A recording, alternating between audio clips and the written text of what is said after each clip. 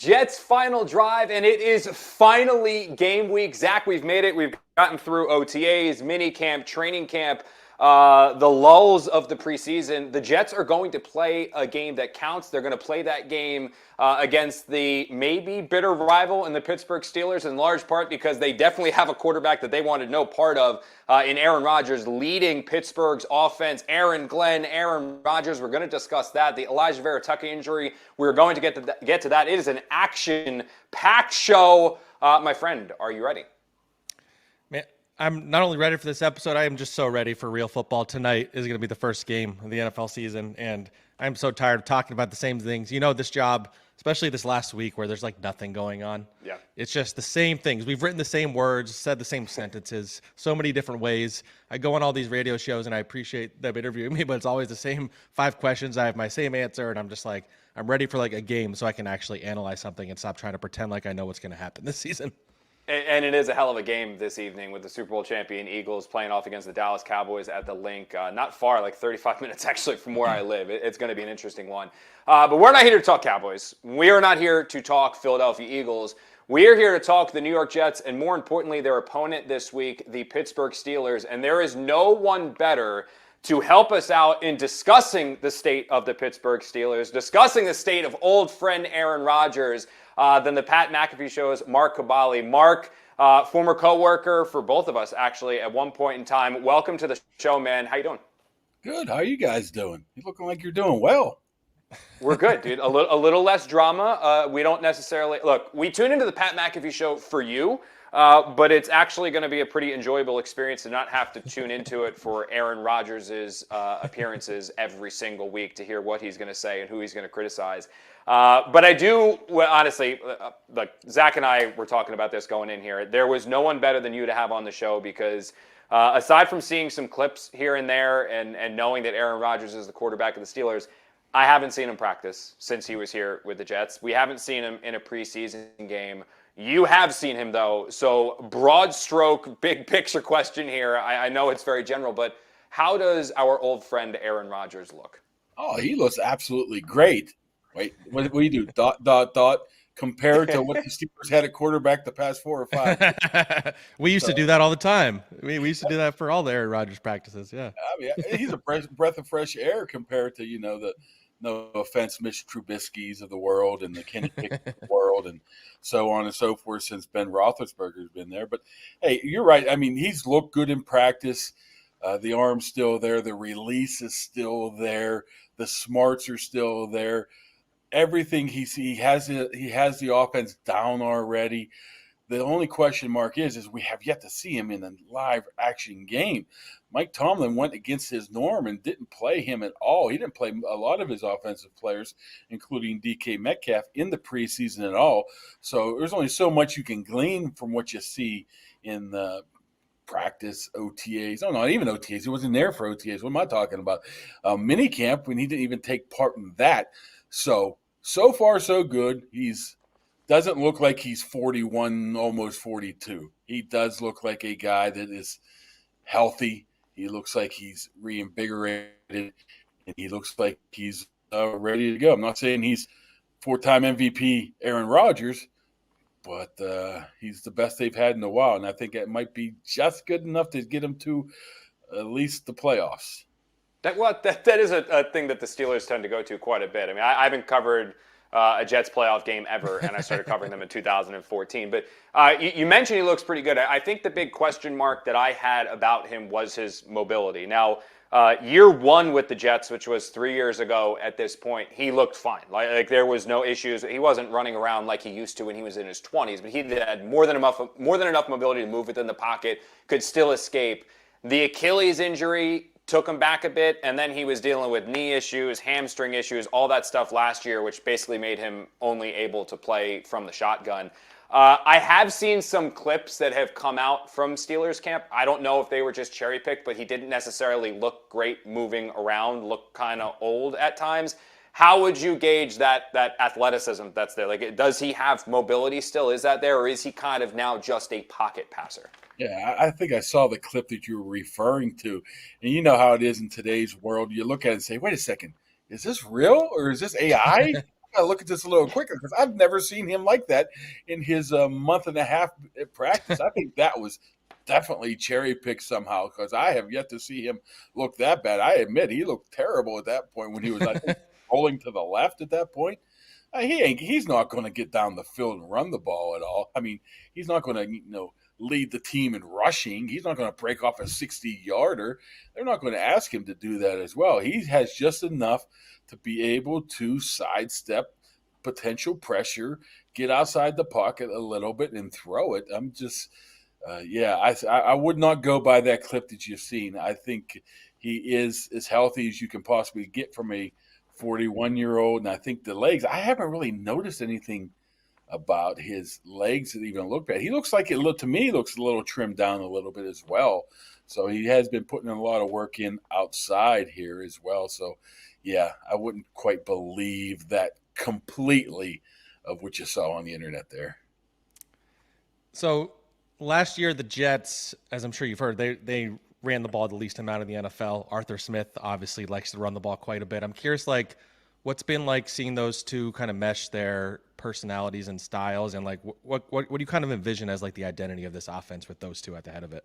Well, those two are getting along really good. I mean, Rodgers even said, it's getting to the point now where I can finish his sentences already. And I'm like, wow, you've only been really around him for a month or so right now.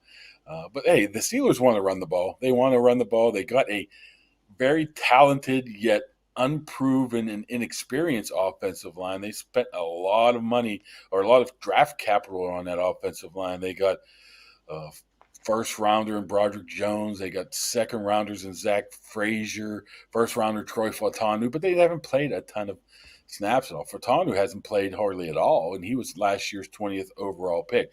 They want to run the ball. They want to play action off of that. And the big thing they want to do is get the ball to DK Metcalf, not down the field, but some of these catching runs, crossers where he can catch and do his work in the middle of the field.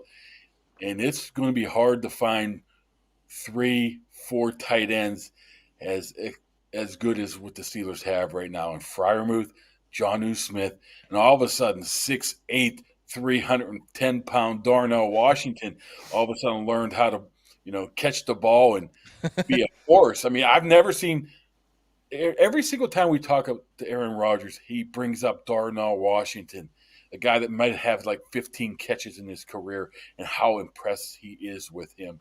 So they're going to be a lot of tight end heavy stuff. You're running off of that. You'll even see times potentially on Sunday where they go 3 tight ends, and the 4th tight end would be Jonnu Smith playing running back and toss it to him, and he runs the ball. That's how much Arthur Smith in this offense loves tight ends. So it seems like the offense is creative, which is unique, because I know when Aaron was here with the Jets, he wanted just the most basic lineup, go and run it. You mentioned those tight ends. You mentioned DK Metcalf. I think we all know what DK can do, but I don't think you mentioned any other receivers opposite DK Metcalf. And I was looking at the guys, man. It's not much after Pickens got traded. Is it kind of just they're trotting out people out there and just saying, hey, we're gonna run the ball, we're gonna go to DK, we're gonna go to our tight ends, and we just hope that somebody steps up, whether it's Austin or someone like that? I mean, what is the situation opposite DK? It depends on what time you're talking about here. Earlier in the season, they're looking for somebody to fill that number 2 hole. It never really materialized. So all of a sudden, they're in love with Roman Wilson, their 3rd-round pick last year, who played 5 snaps last year because he could just never get on the field. He was injured. Calvin Austin, who is a diminutive individual, but he's fast and he's tough, but he doesn't have a lot of experience as well as that number 2 type of guy as well. So it's going to be a lot of number 2 by committee, a lot of extra tight ends. And you can't forget a guy like Kenny Gainwell, too. They brought him over from Philly. They'll use him in situations as well. But as of right now, if you're looking who they're looking for Calvin Austin to step up to be that number 2, but they really are high on Roman Wilson. But you just can't. It's the whole thing that happened last year with him. They kept searching and searching and searching for that number 2 and never was able to do it. This is 2 years now, from Van Jefferson to Allen Robinson now to, they brought in Robert Woods, and he couldn't make the team because he was pretty much washed at this time. So They like what they have, but none of them have proven anything quite yet. And I think you kind of alluded to this earlier with Joe Fatanu, and they have Broderick Jones, who ironically, like Jets fans were pissed when the Steelers jumped ahead of them in 22, and now he's Will McDonald is one of their favorite players. But I'm curious, like, what's your confidence level in those two guys as you go into the season? And they're going to be they're going against Jermaine Johnson and Will McDonald, who are pretty unique kind of like defensive ends. So I'm curious what's your confidence level in those guys? Yeah, I think Fatanu's he's a guy that's he's good. I mean, you don't even need to worry about him. He's has his sets down. He's powerful. He knows what he's doing. He's going to be playing the right tackle for the first time, obviously. Like I said, he was injured last year.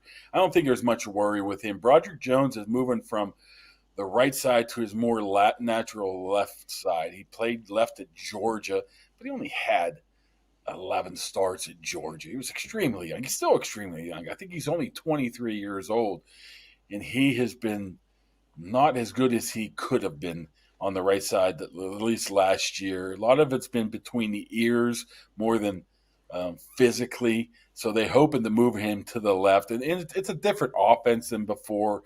They want to do that old Denver outside zone stretch run and take advantage of those guys' athleticism. I mean, you're looking at Broderick Jones is now sub 300 pounds. He dropped a lot of weight, and he's extremely athletic.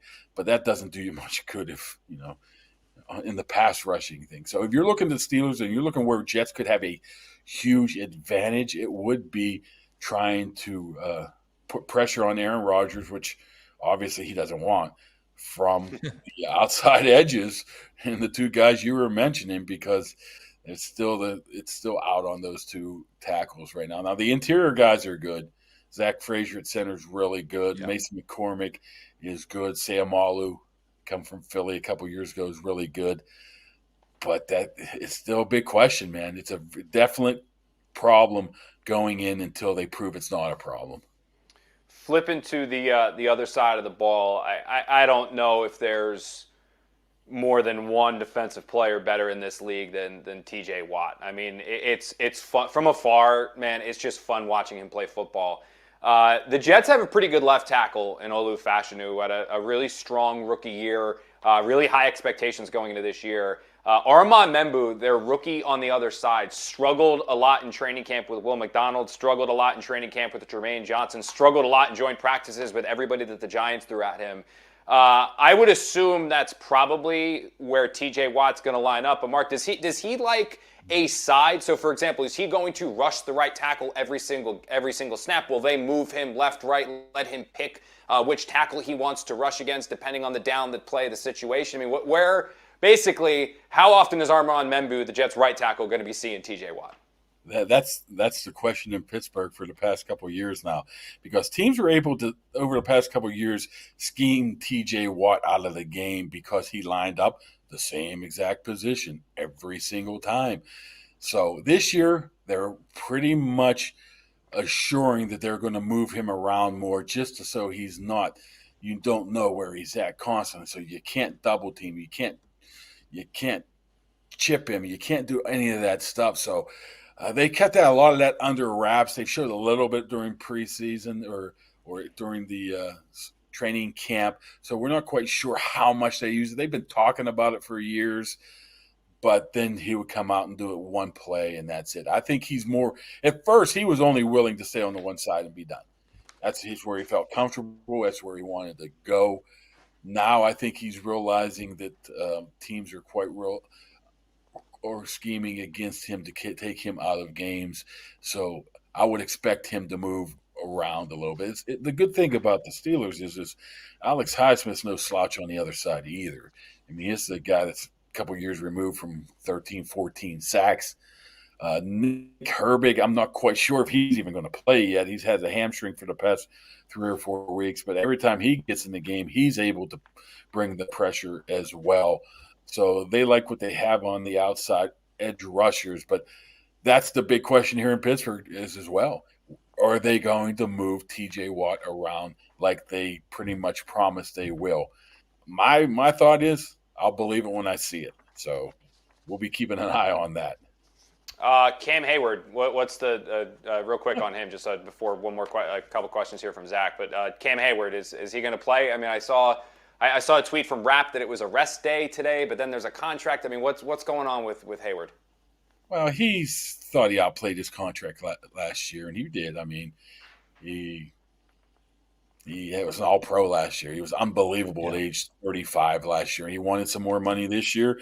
He signed a 3-year deal last year, basically not much money. He was more worried about having that 3-year deal and be locked in for a couple of years just in case he wasn't able to come back. Now he had a great season, and he wanted some more money. A lot of people were thinking that they could have added a sweetener to his current deal, which they did to Antonio Brown a couple years ago. That has yet to materialize. He wasn't happy. He was sitting out during training camp, holding in, only taking part in like individuals, no team drills. A couple weeks ago, he's back with team drills. He's been fully participating. Then now today, it's not unusual for him to have one day off a week, even this early as a 36-year-old, as a Veterans Day off. Mike Tomlin came out and said on Tuesday, yeah, I expect him to play.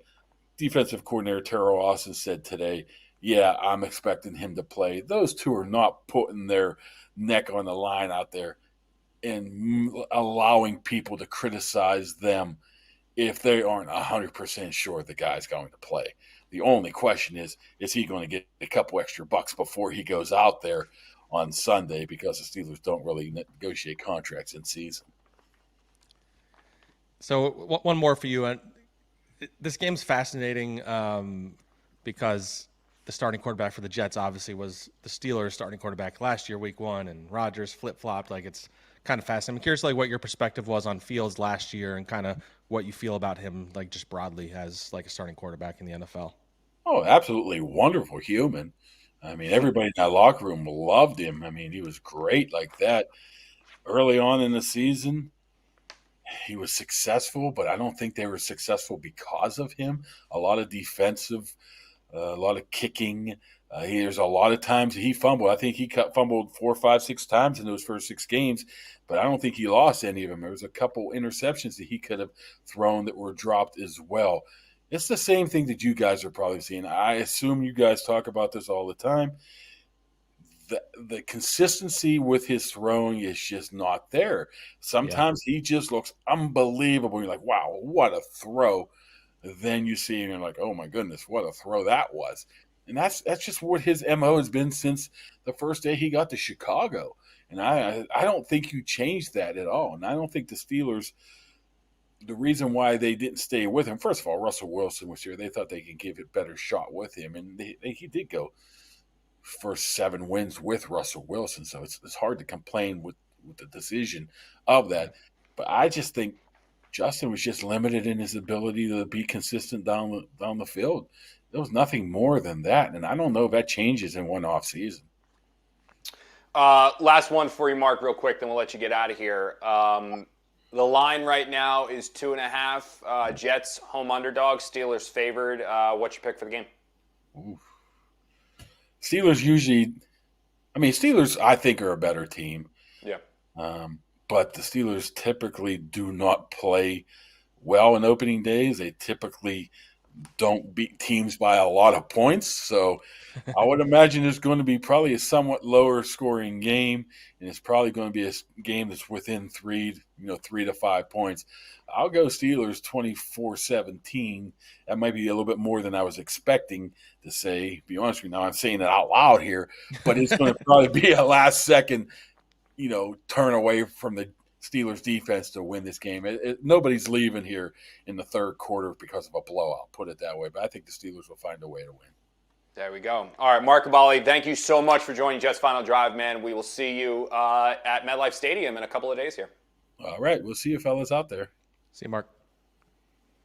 All right, that was Mark Kaboly of the Pat McAfee Show. Great guy. Zach and I have known him for many, many years. Thank you guys so much again for joining another episode of Jets Final Drive, no matter where you're watching us from. If that's SNY.TV, Facebook, we are streaming on X as well, and then, of course, on YouTube. If you guys are watching us on any of the platforms that are not YouTube, why don't you head on over to YouTube? We love Facebook, we love X, we love SNY.TV, but the cool thing about watching us on YouTube is there is a live comment section that you guys can interact with the show, interact with me, interact with Zach, interact with our amazing producers, ask questions, voice your comments, have some concerns, let us know, and then at different points in the show, we're going to take a few of those questions just to keep you guys involved. So again, we love everywhere you're watching us. If you're listening to us afterwards via podcast, that's pretty great as well. But if you are watching us anywhere else and you want to head over to YouTube, that is the place to be because of that comment section where you can interact live with the show.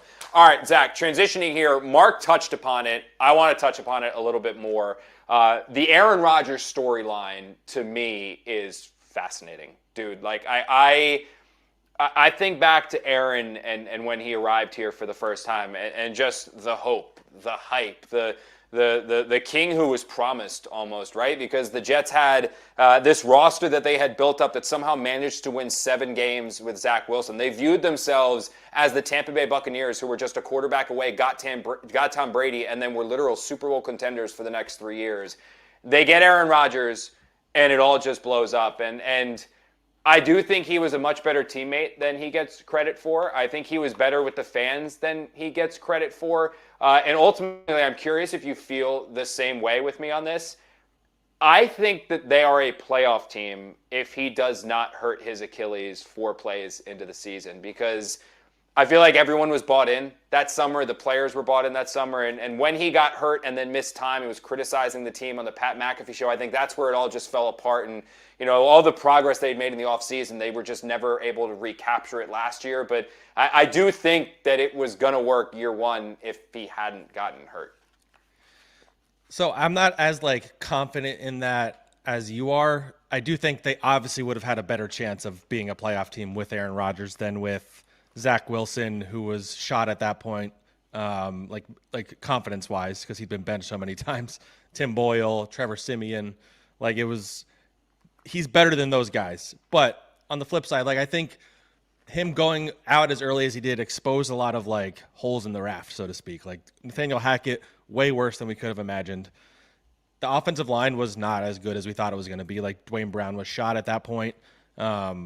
And Aaron Rodgers, at that point, even in his career, the year before in Green Bay, he was struggling getting out of the pocket more and making plays outside of the pocket and being mobile. And, they won 7 games. A couple of those were very close games against bad teams. Aaron Rodgers, I'm sure he gets them another win or two. I'm not 100% confident he gets them to the playoffs. I do think it's more likely. And the excitement was there. The hype was real. Robert Saleh saved the picture of him running out of the tunnel with the American flag on his phone the entire season. That was his background because it was a reminder of what could have been. The Jets threw their arms up and what do you want us to do? They didn't have a plan for if he was hurt.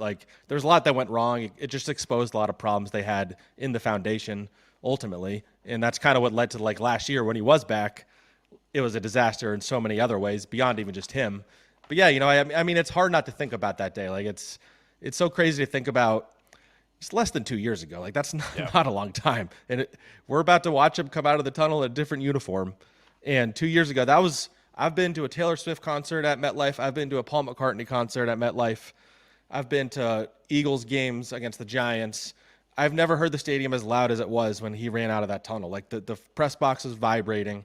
It was really a cool night. And I couldn't tell you most of what happened the rest of the game because we all kind of blacked out a little bit. We were all just trying to figure out what's going on with Aaron Rodgers. I vividly remember all the Twitter doctors are making their diagnoses and you're they're saying Achilles. I'm shut up, Connor. You don't know if it's an Achilles. It's probably an ankle. Because I'm there's no way everything we just wrote about for 6 months, the hype was there for us too. It was feeding us content. We were writing all summer Hard Knocks and then within seconds or minutes or whatever, over. And so walking out of that stadium that day with you, with Andy, with all the other writers, it's just what just happened? It was about to be everything we just talked about all summer. We're just going to vanish and we were just going to be covering Zach Wilson at quarterback again. And we were. And then it was another insane season with so much happened after that too. You had the whole thing in the background of Rodgers. And this is kind of the point I wanted to get back to, the lingering, I'm going to make a comeback. I'm going to make a comeback. They wouldn't stop talking about it. And I think that kind of stuff is what ultimately rubbed people in the locker room the wrong way more than them not liking Rodgers. It was the way he was put on a pedestal by the previous coaching staff, by this organization, to where it felt like it was Aaron Rodgers and then it was 52 other players. And I think Aaron Rodgers was a good teammate, and I think he was liked by his teammates, but I think a lot of guys in that room got tired of all the conversation, all the noise. There was all the attention on them no matter what they were doing. And so that's why I don't think people were there were some players that were mad that he left, but I think broadly they were ready to move forward from that era at the end of the day. Yeah, the players that were angry were the ones that just now were viewing this as like, okay, we're punting on 2025 now. Like a guy like Quinnen Williams, who's like, dude, all I've done is lose. Like, just what are we punting on it for? You know, because they viewed Aaron as a chance to do it. It was something, man. He was going to come back that year. Like, I remember talking to him about this and him saying, like, if they had beaten the Dolphins, he was coming back. Now, they got shut out and shellacked by the Dolphins, but if they had won that, he was going to play. I mean, he wanted to play even if they were eliminated from the playoffs. The Jets, though, and the powers that be were like, dude, we're not risking that. Like, we're not risking it. But as long as there was a 0.001% chance of them making the postseason, Aaron Rodgers was going to play. I think it was after the Thursday night game. I think it was the Washington one was the one where he was thinking about coming back. The thing I'm always going to remember about that night when he got hurt, though, real quick, dude, was that was Monday night. Tuesday was going to be my first day solo watching Brooke because Bree had just gone back to work.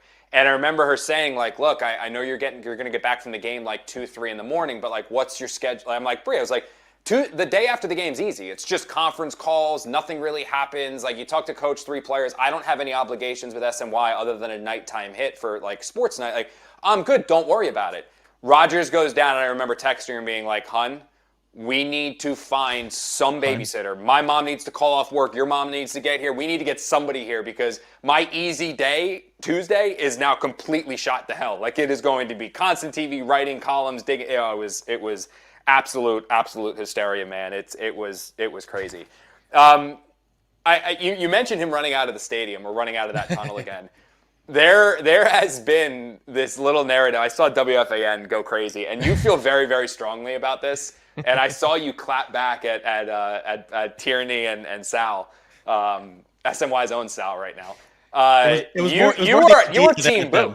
You're team boo. Like this whole like all right. So to set the stage real quick is that it's should you boo or should you not boo Aaron Rodgers? The argument to not boo him is that he chose the Jets over the Las Vegas Raiders. He arrived here. He did take a significant pay cut. He didn't have to play for the Jets with no one. He chose to give the time. He embraced the city, embraced the culture. Didn't work. He moved on, but still, he bled for this organization.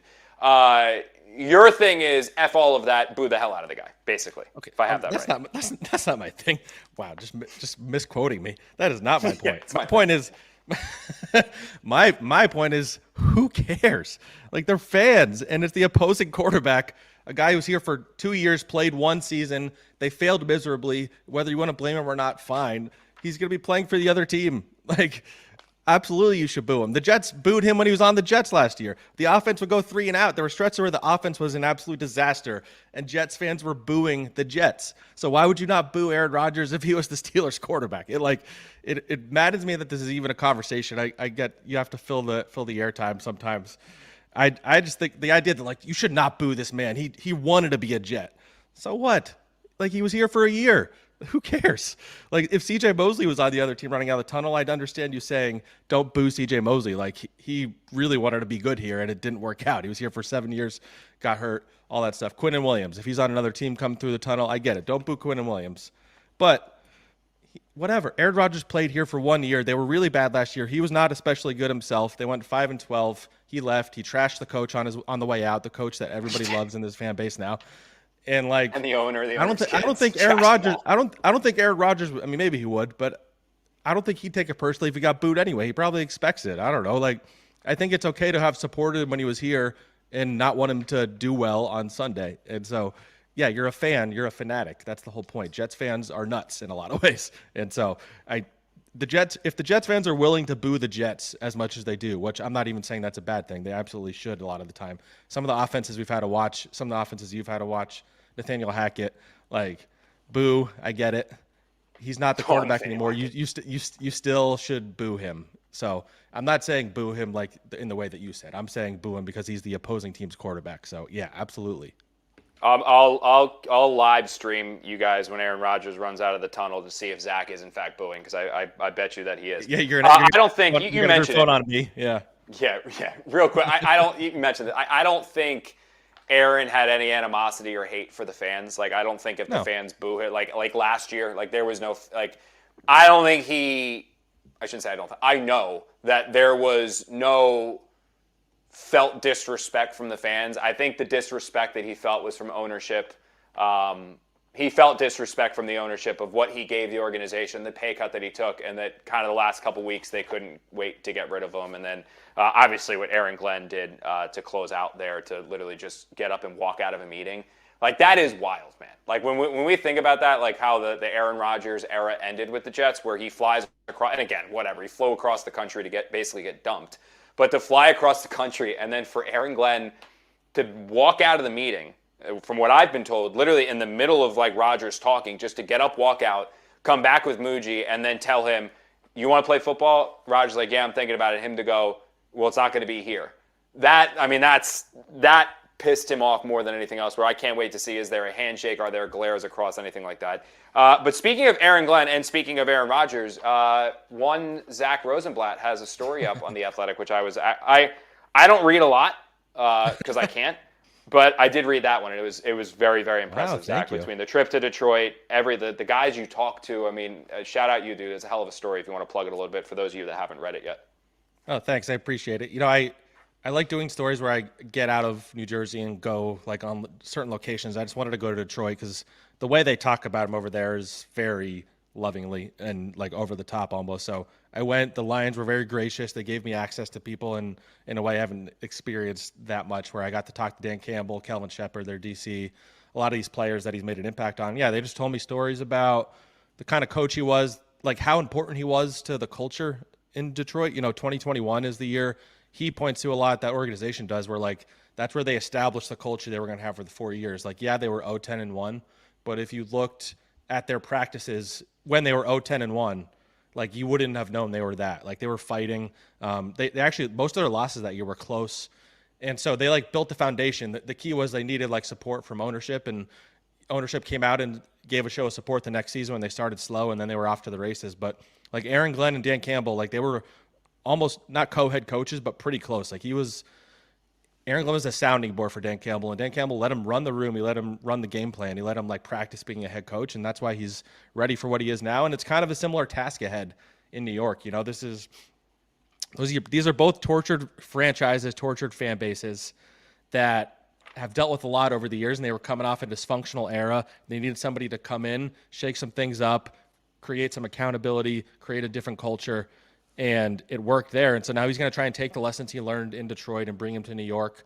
And we'll see if it works. But I think everything about what the Lions did over 4 years is what the Jets want to accomplish ultimately. And that's kind of like, that was the goal of that story, which is at The Athletic if you guys want to read it.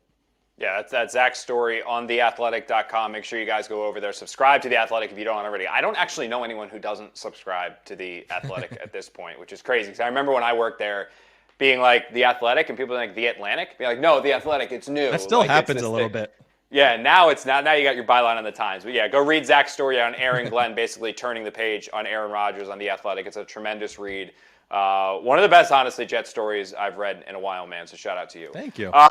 Once again, we've talked about this a ton. Thank you guys so much for joining this episode at JFD. I mean, your loyal viewership is why we're back for season 2. Your loyal viewership is why the first 2 episodes of this show have been such a roaring success, in my opinion, which might just be a little bit biased. Wherever you're watching us right now, whether that's SNY.TV, Facebook, X, appreciate you guys there. However, if you are watching on YouTube, and I think this is the coolest part of this show, is that you can interact with us live. So there's that comment section on YouTube. Our producers are back watching this. They're monitoring for your comments, your concerns, your criticisms, all that stuff, and your questions. They're sending them to me. So if you're watching the show on YouTube, you can interact with us on that live chat. We're going to take a couple of those questions now, rapid fire here, Jack. This one's from Kevin O. Peterson.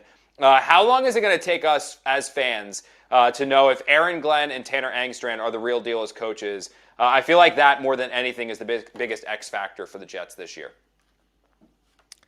Yeah, I think that's not something we're going to be able to say early in the season. But I'd say, like, if like even if they come out and look amazing in week 1, I don't think you can even jump to the conclusion off of that they're going to be that for the rest of the way. So I think probably by midseason is where you can have a pretty good feel about where this is going, and that's going to be about like, is the operation smooth on offense? Are they getting penalized a lot? Are they doing dumb things? Are they shooting themselves in the foot? Like all the stuff of the last few years. For Tanner Engstrand, it's about creativity, which they haven't had a lot of since LaFleur. So I think in that way you'll be able to see it, but I don't think it'll be until midseason if you'll see that like what they're teaching is like getting through and working or not. I think we'll know earlier on Tanner as an offensive coordinator than we will as Aaron Glenn as a head coach, because I think you can tell pretty early on with a coordinator, does he have it or does he not? Very fair. And then you can evolve from that, because eventually, like Tanner, this is going to be his first time as an offensive coordinator in the NFL. So eventually you're going to see his plays. It's the chess match. Defenses are going to build a game plan now once they have some tape on Tanner to take some stuff away. Can he evolve from there? But I think we'll be able to know after a month, like, does Tanner have it or does Tanner not, or does he have to change some things? And sure, coordinators can evolve and grow, but I think we'll know pretty early on if the Jets have something or not. With Aaron, it's going to be a culture. It's going to be how does he handle adversity. I mean, there's so much more that goes into being a good head coach than there is in just a coordinator. I mean, how are you going to navigate the you-know-what storm, the poo storm that's absolutely going to hit the fan at some point in time? The poo storm. Oh, wow, you're so bad, Connor. The poo storm. FCC, man. I'm trying not to get fined. I'm pretty sure like SNY would make me pay that out of pocket. And I'm king of the expense reports, man. Like I've already been gotten talked to about some of the meal tickets that I file here on the road. So I'm not trying to add an FCC fine to what I've got to deal with.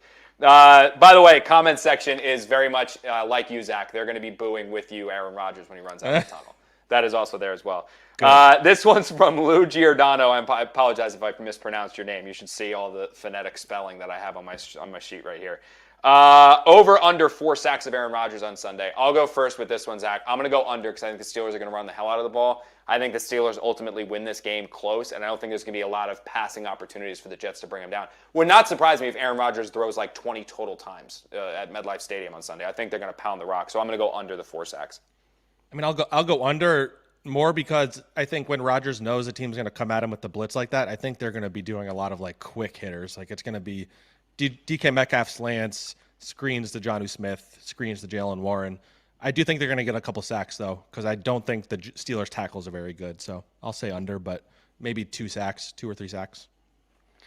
Thank you guys again for tuning into the show. Once again, those comments coming your way from the comment section, or those questions coming your way from the comment section on YouTube if you guys are watching us there. Again, love you guys on X. Love you guys on Facebook. Love you guys on SNY.TV. But the cool thing about YouTube is that you can interact with the show throughout. So hopefully we'll get a couple more comments and concerns and stuff like that a little bit later on. Speaking of concerns, Zach, there was a big one with the Jets. You knew things were going a little too smoothly, I think, this offseason with quiet training camp, quiet OTAs, quiet minicamp, quiet preseason. Everything was smooth sailing. Like there was no controversy.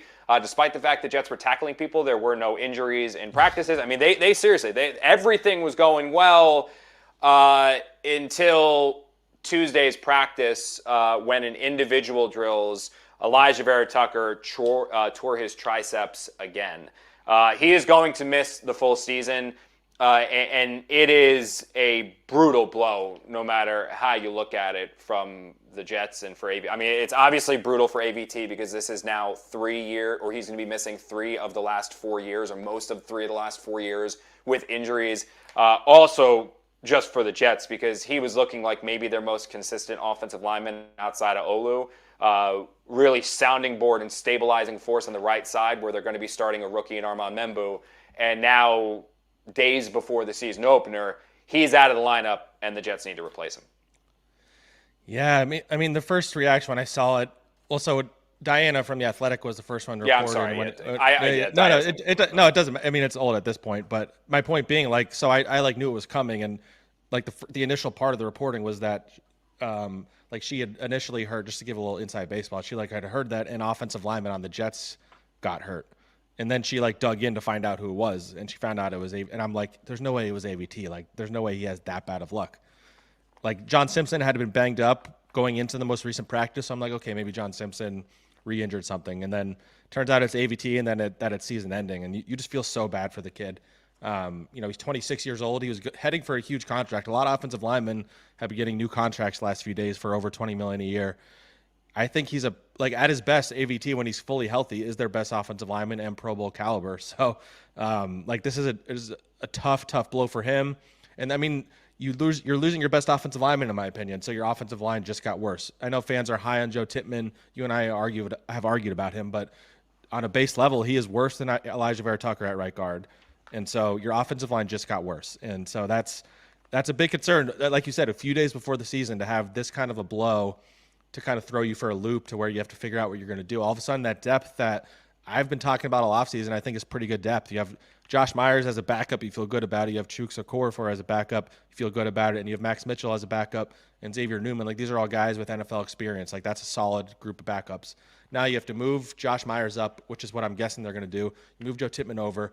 Now you're not as deep anymore, and you don't have as much, experience on your bench.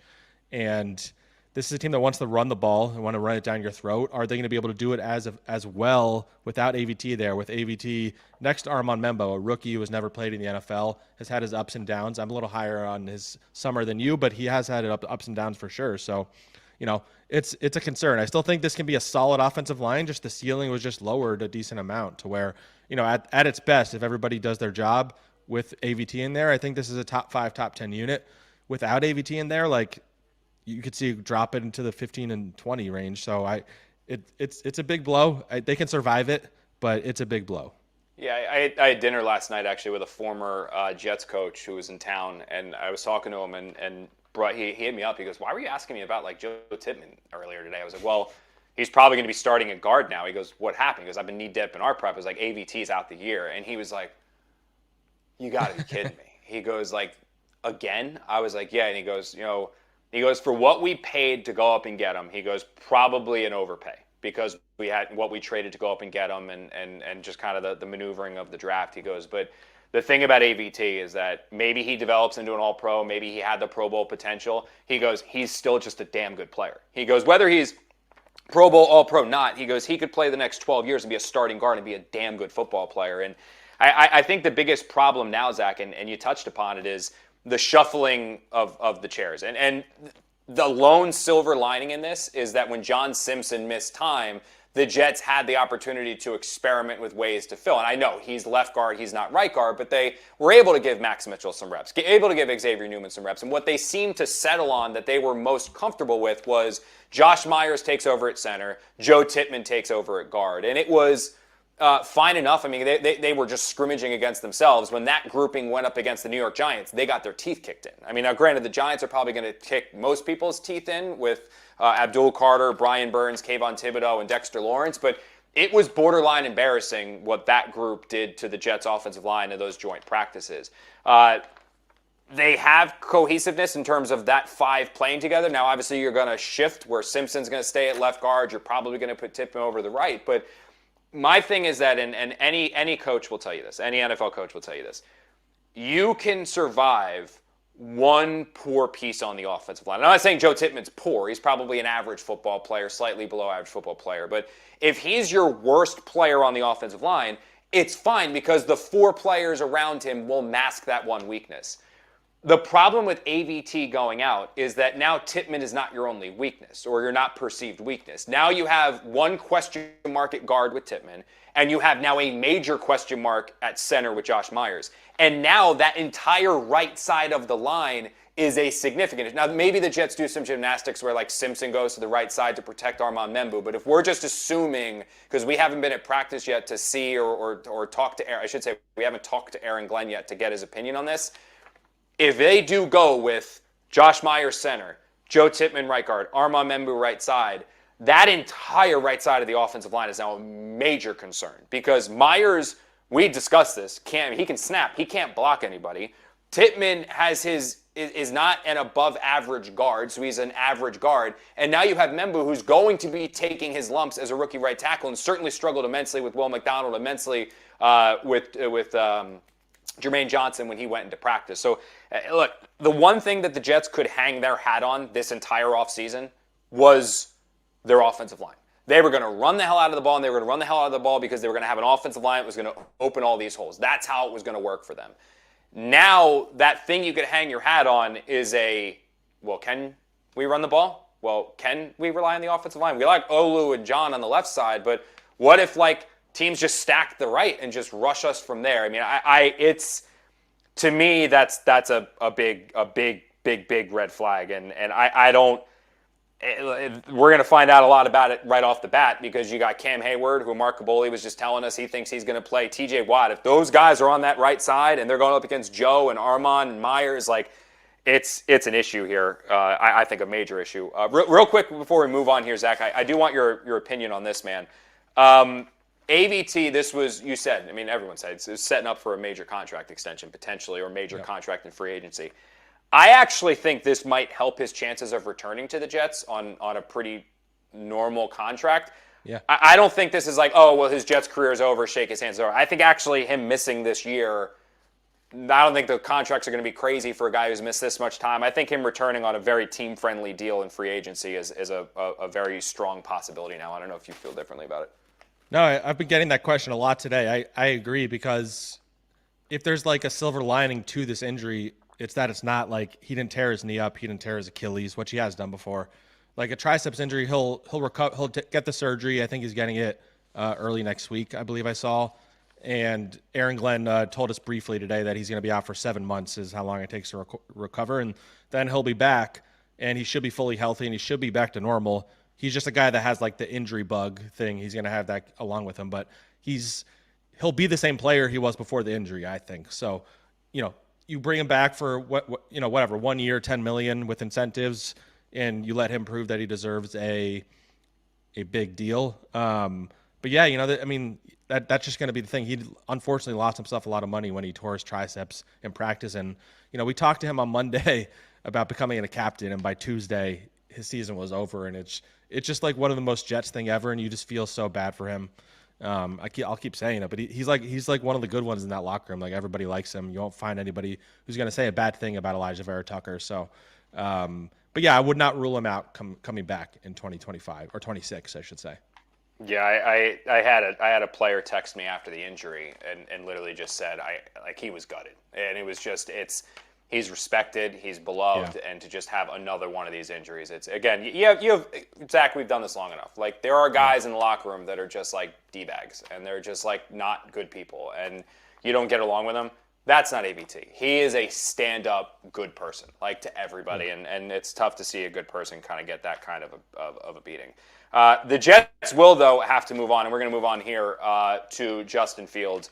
You talked to Kaboly about it a little bit. I feel like I've said this ad nauseum and just regurgitated over and over and over again my concerns with Justin Fields. I think he's the biggest question mark and the potential biggest liability on this team's offense.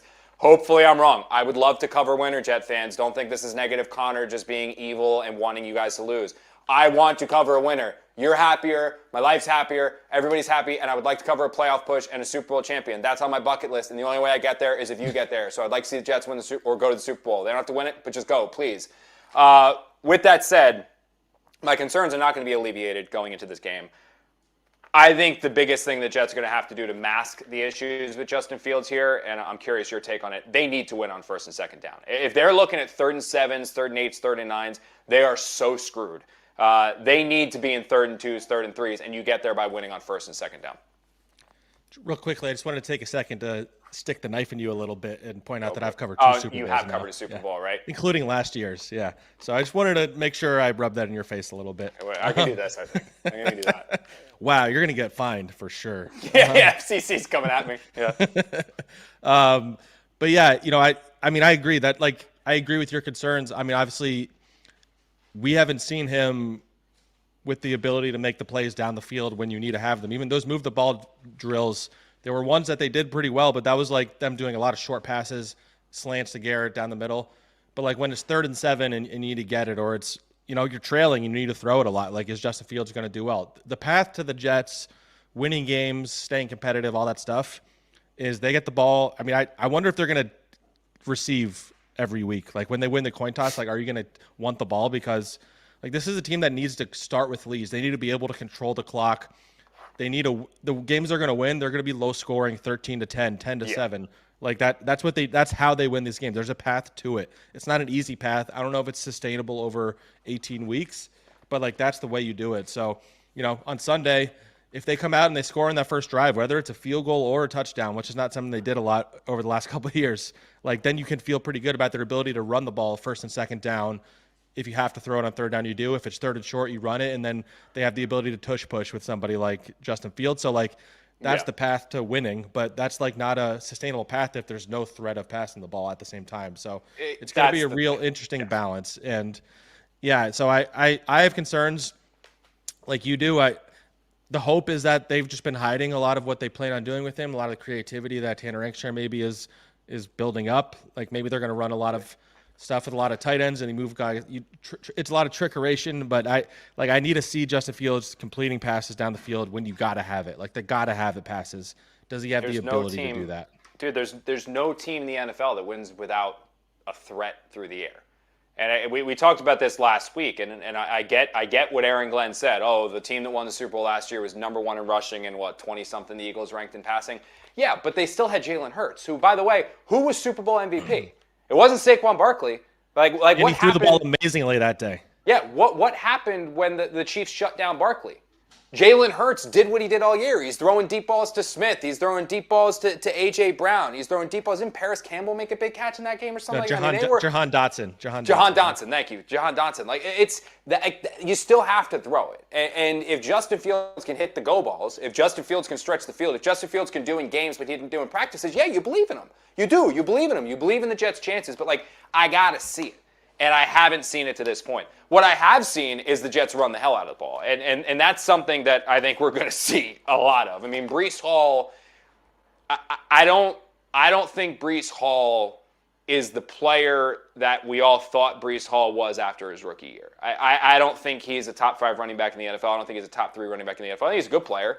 I think he's a solid player. I think he can help an offense, especially with his ability to run, his ability to hit the home runs. But he's not like that complete back that I think is ever going to run for 1,200, 1,300 yards. But that's why the Jets are going to use him. That's why the Jets are going to use Braylon Allen. That's why the Jets are going to use Isaiah Davis. And Zach, I was actually talking to Braylon Allen in the locker room this week because this is a preview of my pregame hit for SNY's Jets pregame show, which you guys should watch live on SNY before the Jets take on the Pittsburgh Steelers. This is like when they do a trailer. Right? Yeah, I used to have to do this with Jets class all the time. So I know Jeff, our executive producer, Jeff Goldman's going to kill me because I don't have it written down like exactly the time the show starts. But I think it's an hour before the Jets take on the Steelers. So 12 o'clock, SNY, Jets pregame live. But definitely check your channel guide in case I have that off. Hopefully one of you guys, Sam Candle, pop in my, or Candle, pop in my ear and let me know if I have the timing right. But I was talking to Braylon Allen for the pregame show, and I didn't know this. Dude, he spent the entire offseason, Braylon did. He and Breece was involved too, but Braylon was there the entire time, training with Derrick Henry. So he flew where Derrick Henry, worked out with Derrick Henry, worked out with Derrick Henry's trainer, and I was talking to him like, dude, like what was that like? And he said, like, Derrick Henry's an alien. Like, he is a superhuman. Like, what he does, it wasn't even like his benching or his squatting. He actually said there was this ab circuit that he had them doing, like Derrick Henry had Braylon doing, where he goes like, dude, I feel like I'm a pretty jacked guy. I could not move after that workout. It was insane. But when asking him specifically like what he wants to take from Derrick Henry's game, because there are similarities between Braylon Allen and Derrick Henry, because they are physical backs, they are physical specimens. You look at him, you're like, dude, I didn't know a human being could be built like that. But there's more speed to their game. They're faster than they're given credit for. I mean, Derrick Henry's a Hall of Famer, so I don't want to compare them too closely, but like we've seen Derrick Henry break 90-yard touchdown runs. You don't usually see guys that big run that fast. Braylon is similar, where he's got a second gear, third gear that people don't necessarily talk about all the time. And he said the thing that he took away from Derrick Henry is that while people associate him as this like big physical mammoth of a guy, he said, he goes, when you go back and watch his long touchdown runs, when he gets to the second level, when he's got a corner or he's got a safety, he's not always trying to run them over. There are times where he stiff arms. There are times where he brings them down, but he's elusive in the open field. And that's something Braylon is hoping to add to his game this year, is that, yeah, he's going to lower his shoulder and fight for those 3-yard gains, those 4-yard gains, get those dirty, ugly runs. But when he gets to the second level and he has a safety in the open field, he's not thinking about run that safety over and pick up 5 or 10 extra yards. He's thinking about make that safety miss, stay on your feet, and turn the 15, 20-yard run into a 60 or 70-yard home run. And if he can do that, I mean, I'm very bullish extremely high on Braylon Allen this year, Zach. I think if he can truly add that to his game, you're talking about a guy that could be, I think, legitimately push for a Pro Bowl, have Pro Bowls on his resume in the coming years. I don't know if that happened this year because he's going to be in a timeshare in the backfield, but he could do something impressive in his career. Yeah, I mean, I've been saying, the Athletic, they had us, the used to have to do this where each beat writer has to respond to a prompt, and we had bold predictions for the season, and my bold prediction was that Braylon Allen leads the Jets in rushing this year. So I'm very, very high on him. To be fair, I was last year, and I got burned a little bit because they kind of got away from him pretty quick, and he didn't look great in those first couple of games, but he just looks bigger, stronger, faster. I think he's better in the passing game than any of us expected, and I just think he is someone that by the end of the year, we're going to be talking about him as their RB1, and I don't even think that's a knock on Breece Hall. I still think Breece is going to be a big part of this offense because of the passing game, but I just think Braylon Allen has star potential. I'm with you on that. I don't like agreeing with you, but I'd say I think he's going to be very good this year. I would love for him to be RB1 because the biggest weakness in my dynasty fantasy draft is my running back position because I had Brian Robinson, and I have no idea what he's going to be doing in San Francisco now. So if Braylon Allen, who I made a futures draft pick trade for, if he turns into something impressive and is Jets RB1. People love it when you talk about your fantasy teams, I heard. That's their favorite. Oh, you should go back and read the old can't wait comment section on when I would bring up my golf game because that's what they really love. Speaking of golf game, Aaron Rodgers has a pretty good golf game, and Zach, I think this can be quick. The Jets want to shut down Aaron Rodgers. The Jets' goal going into this game on defense should be shut down the run and just do everything they can to get in Aaron Rodgers' face, force him off his spot. I would travel Sauce Gardner. I would travel Sauce Gardner on DK Metcalf. Use him to take DK Metcalf out of the passing game. Yeah, I guess the tight ends could be a concern if what Kaboly was telling us is Jets have had issues my entire time covering tight ends. But if they could literally sit here now, man, and they can travel DK, shut him down or contain him with Sauce, mitigate the tight end slightly, and then just pressure Aaron, I think it could be a long day for the Steelers offense. Yeah, I mean, Sauce has covered DK 2 years. He covered him last year and I can't remember if it was 23 or 22, and he did a pretty good job on him. But yeah, I mean, by all accounts, Sauce is going to travel this year. He's going to be man coverage. I mean, he said earlier in camp he thanks these coaches every day for putting him in this defense where he's going to be able to blitz, he's going to follow. But as for Rodgers, I'm going to try and censor myself here like you too, but I would just blitz the poo out of him is what I would say. If you look at the numbers last year. That's what we're going. We're going to say poo from now on. But Rodgers' EPA against the blitz was one of the worst out of any quarterback in the NFL last year. I think the last few years as he's gotten older, it's been like that. And part of that is he does not want to get hit anymore at this stage. All quarterbacks that get to that age, Tom Brady even went through it. They do not want to get hit. So my thing would just be to attack him, attack Broderick Jones, attack Troy Fautanu. Those are the big questions on the O-line. Will McDonald, Jermaine Johnson. I think Quincy Williams, I think, is gonna knock Aaron Rodgers' helmet off at some point from a big hit. That's my prediction.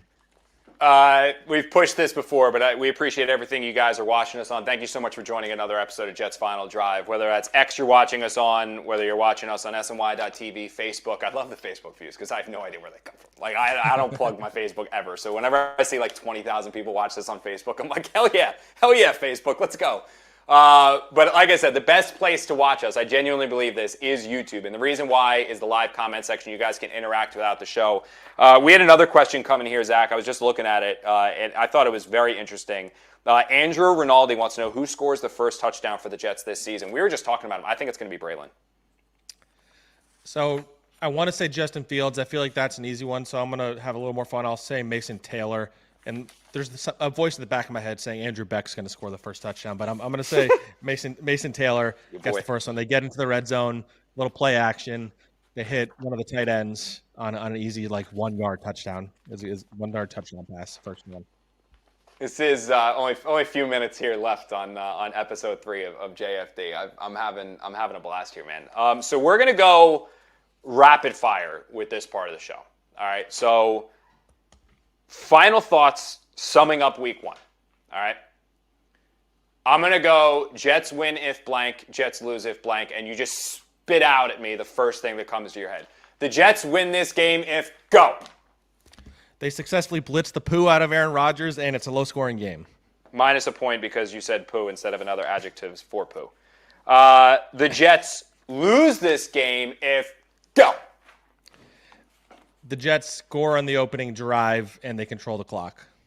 I'm very close to basically agreeing with you. My thing was like, for them winning, I think they need to win the turnover battle by 2+. Because I think that means they're forcing a fumble. I'm sorry, I meant the Steelers score on the first drive. That's how the Jets lose. I said that wrong. I said the Jets score on the first drive. I think the Jets are mentally tough than you give more mentally tough than you give them credit for because of Aaron Glenn. Where I don't think that will deter them. Last year, deter them. I don't think that's going to deter them. I don't think it'll deter them, but they need to pass the ball if they fall behind. Is my point. So that's fine. My big thing too is the Jets lose the game. My Jets lose if their average. I went real analytical here. If their average third down distance is more than 6 yards, because I just don't. I swear, guys, I just need to see it. Like, I hope I'm wrong. I just need to see it, but I don't believe in Justin Fields right now. Based off of what I've seen in preseason, all training camp, OTAs, minicamp, I don't believe in him as a quarterback. So if you're having to play in 3rd and 6+, he's got to be a quarterback, and I haven't seen his ability to do it. If I see it week 1, guess what? I'll be on JFD literally the day after the game being, boys, left hand up, my bad, I was wrong. But at this point, I don't know. All right, Zach, I'm ready for this. And this segment made me cry a little bit earlier because I went back. One of my favorite things to do on Jets Class when we used to have that digital show was our picks. And I would make my picks for the game and all that stuff, but then I would bring on Brooke, my daughter, to do it. And we started it literally when she couldn't even sit herself up. So I literally put her in the corner of the chair that Bree used to nurse her on and then just held pieces of paper in front of her with picks to see what she would do. Jets this, Giants, whatever the line was, to bet her. She did that. Then she got a little bit older and she could reach for things. Then she could crawl for things. Then she could sit with me and walk for things. Now I literally sat in our play. Well, actually, let's just run the clip. So we're doing our picks now. The line right now for the Jets is the Jets are underdogs, 2.5-point underdogs. So week 1 of the NFL season, Jets, Steelers. Jets are at home. The line right now, the Jets are 2.5-point underdogs. I need you to pick for me, for Dad, Brookie the baby bookie. That's a quick one. Who'd you pick? Turn it around. Show Daddy. She listens. Show me which one did you pick. Keep turning. Face it to me. Look at this one. She's turning it the other direction, yeah. Hold it like that. Pittsburgh, 2.5. Now, Zach, you and I were talking to somebody over. My thing is, she couldn't move when we started doing this show 3 years ago or 2.5 years ago. Now she's sitting in her chair in her playroom, and I'm handing. She goes, "Oh yeah, here's the pick. Yeah, I'm gonna go with the Steelers." We were talking to somebody over at the Jets about this show going on. We were in a group chat with them, and I was like, "Look, dude, I'm gonna be honest with you. You want to go glass half empty?" Brooke was at the Jets preseason finale against the Eagles. She was on the field, got a chance to watch the Jets warm up. She saw that and immediately picked the Steelers. All right, that's glass half empty. Glass half full, and anybody who watched Jets Final Drive and Jets Class, and has followed us throughout the show, Brooke is abysmal at picking games. I don't think she has picked a game right to the point where we had to stop with spreads. Or we were doing money line. We took money line out. We're all right, maybe she'll just get a spread right. No, she was wrong with that too. I will say this: I'm riding with Brooke right now. My pick as well is Steelers minus 2.5. I think the Steelers are probably going to win this game by 4. I can see the Steelers winning this game by a touchdown. It's hard to win if you don't have a quarterback, and until I see Justin Fields do it, I just can't believe in it. I'm going crazy. I think I'm going to pick the Jets to win. I think Jets plus 2.5. I have the score as 10-9. Very low scoring affair. Get us out of there quick. Jets score a touchdown on a long run, and the defense stops Aaron Rodgers, who is washed up. So that's what I got. Real quick before we wipe out, like I said, I love the interaction in this show. So I love when you guys watch on YouTube and you can interact in the comment section. This one came in from Nose Kills. Quote, somehow poo sounds more graphic in this context than just saying the S word. So I'll see if I can't get that approved. Wow, I might get fined then too. Yeah, right, yeah. Thank you guys so much for joining this episode of Jets Final Drive. It was an absolute blast as always.